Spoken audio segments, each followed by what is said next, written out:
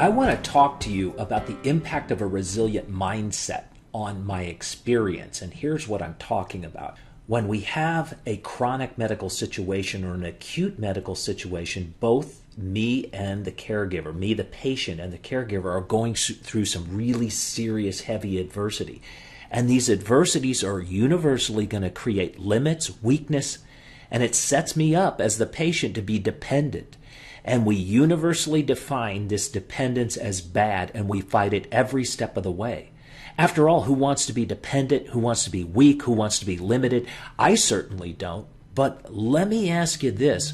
What if there were a way to transform this dependence into partnership?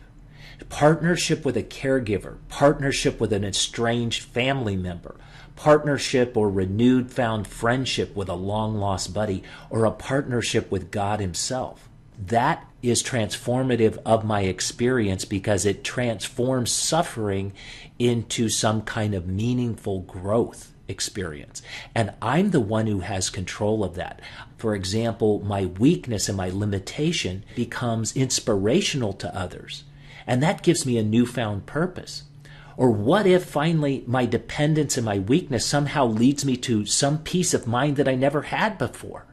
I've always wondered how some people with the most chronic, acute, life-threatening situations end up saying that their illness was a blessing in disguise. And this is what they mean. This is the journey they've gone through. And this is really what the art of healing is about. In a nutshell, the healing and resilience I'm talking about happens because of something called the gratitude reflex. At some point, high-performance patients learn how to be grateful in the midst of adversity. And the reason they learn this is because it's instinctual.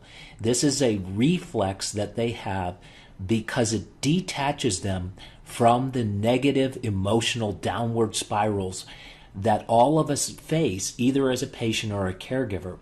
And that detachment is really important to being able to live above a circumstance. And the other piece of it is really powerful and not to be underestimated. So now I detach from the negative because I'm considering these very powerful emotional experiences that are embedded in my memory. And I relive these things and I amplify them. And I'm going to use them to empower me. And they take me into a adoption of hope, forgiveness, trust. They help me create patience, humility, humor. There's all these empowering emotions that are deep in our soul. Call it your emotional DNA.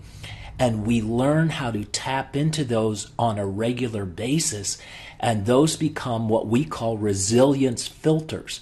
This is the filters that transform adversity and make it growth.